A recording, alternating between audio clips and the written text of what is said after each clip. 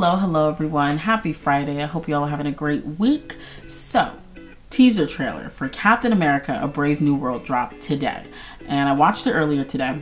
This is not a reaction vid, which is certainly for the best, because when I was watching the trailer, I was pretty stone-faced throughout most of it. Like, nothing stood out to me. Nothing had me giddy and excited and feeling like I'm ready to see this movie, let's go, like nothing. Even at the end when they dropped Red Hulk, as bright and red as he was, it did nothing for me. The only thing this trailer did for me was reaffirm my lack of interest in the film and just confirm for me that I'm probably not going to see this movie. I'm just not enthusiastic about it at all. There are too many elements in this film that don't make sense to me, and I really don't care for the direction they took with Sam Wilson's character, with him now holding the mantle for Captain America. And we'll talk about that more in a second.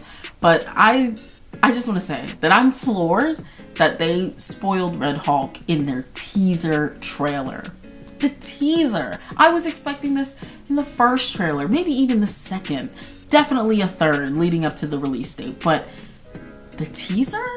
So you're already telling me that you are scrambling for anything to catch your audience's eye and make them want to see this film. Because what else is there outside of Red Hulk? Genuinely, I want to know. You botched Sam Wilson's transition into becoming Captain America. So the audience is very divisive when it comes to that. So you don't have people 100% ready to go see it just off the fact that Sam Wilson's going to be Captain America. And that's your crux. He's your main star.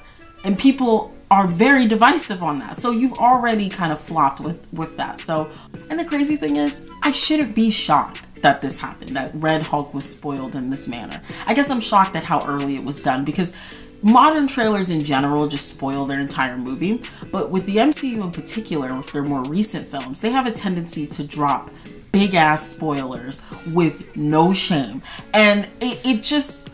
You're ruining the theater experience for everyone involved while your film is in theaters. Like, I remember when Multiverse of Madness was out in theaters, it wasn't even a month, and they had ads on the 10-minute cameo sequence with Professor X and Reed Richards and all of those other people. Like, you couldn't find anything else in your 2-hour and 30-minute film to latch onto to get the people excited. And the reviews were not overwhelmingly positive, so you leaned into nostalgia. And they did the same thing with Spider-Man No Way Home. They damn near spoiled that entire film, right? When you have 4-minute trailers, plural, something's wrong.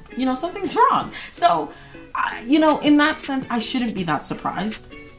But, the other perplexing thing about this is, we're getting to a point, we're going to have Red Hulk. And on the other side of the spectrum, our Hulk is somewhere sitting whole and healed, sipping on a Slurpee, just loving his days. And it's just, if these two ever interact again, I don't think any part of it is going to be necessarily enticing or interesting or enthralling. Like, none of that is going to be present here. Because, first of all, Hulk's story is finished. As I've said before, it's done. You have mangled his storyline to the point where you can't do anything more with him. Which is why when we do see him, he's just walking around in CGI and talking and da-da-da. There's nothing being added to his character. There's no type of depth, nothing. And worse than that, his experiences and trauma are being diminished by those around him, right? So, okay.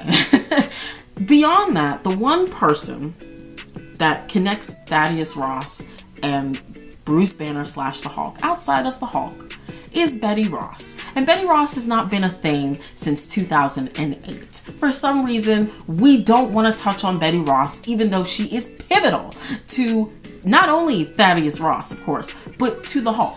So I don't even know if she's going to be referenced in this movie. I highly doubt it, right? So it sucks that we're at this point. If they interact, I don't think it's going to be anything to gawk over. I really don't. And even beyond that, like I said, there were a lot of elements on this film that don't make sense to me. One of it being the foundation for this entire movie. You built this movie off of one of your weakest Disney Plus shows, one of your least memorable Disney Plus shows, Falcon and the Winter Soldier, where you shoved Sam into this new position and we weren't ready. He wasn't ready. We spent no time with him as Sam Wilson. We didn't spend enough time with him as Falcon and what that means to him to be Falcon before he was thrusted into the mantle of being Captain America. Like, literally, we had blurbs in The Winter Soldier, and I'm speaking on the film. And then after that, he was inducted into the Avengers, and he was just there, or played up for a joke with Ant-Man. Nothing substantial, nothing where we can really explore him further. There was none of that.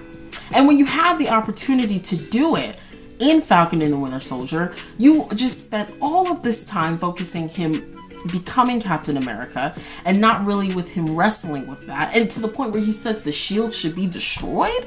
Like, Falcon would never, literally the Falcon we were introduced to in the Winter Soldier, he idolized Steve. He loved him and admired him for what he stood for. And you're telling me from then until post Endgame he wanted the shield to be destroyed? Where did that come from? You know what I'm saying? Like, we didn't spend any time with him. So they just botched that. So, I'm not really a fan of the direction that they took his character. And so I really don't want to watch an entire film around that. I just don't. And it's funny because this teaser trailer was very much giving Winter Soldier vibes, the movie. Definitely emulating that film. Certainly with the music, how the music was cut, the color grading, like all of that was giving Winter Soldier, but it felt cheap to me. And within the teaser trailer, what they're even discussing has been done before. Like, your plot isn't even something that I can grasp onto. Like, literally in the teaser trailer, basically Ross wants Sam to like work under him and be a weapon. He wants Cap to be a weapon for him and like just do whatever the government wants. And then Sam's like, well, what if I don't want to listen to the government? We've already done this storyline like 2-3 times.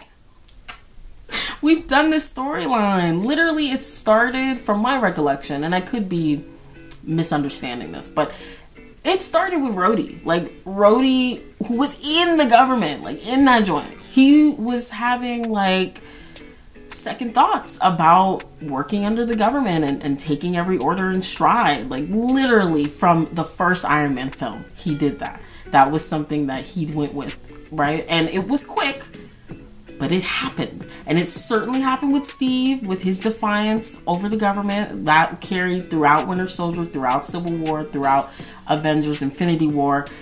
That carried. So for us to be exploring this again with Sam, it's just not that interesting to me. I'm good. I'm very good off that. Let me see. Funny enough, the release date is also quite troubling. February 14th, Valentine's Day. What about this film screams Valentine's Day? When they get closer to February 14th, how are they going to market this film? I don't know how they're going to do that. Like, it's giving you're not confident in this film to make money.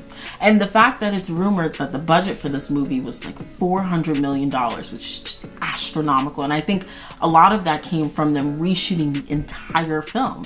So I'm wondering what the original cut was even supposed to look like. Like, that's just insane, which means they would have to make close to $1 billion, maybe, to break even. Like, oh God, a February release. This should have been released between April and July. Like, I feel like those are like the summer months. You know, you get your little blockbusters out there with May, June, July being like prime.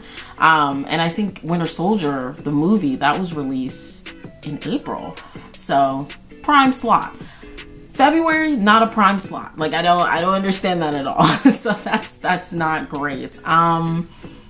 Everyone looks great. You know, recasted Ross. He looks fine. I wish he had the stash. I don't know why that wasn't kept. I guess it didn't look good on Harrison Ford, but I wish it was, you know, still there. Otherwise, I think that's it. Like, there's just nothing about this film that I'm over the moon about. So, yeah. Those are my thoughts on the trailer. What did you think? Let me know, or don't. But either way, I will see you guys later. Bye-bye. Thanks for listening. Thanks for watching. Bye.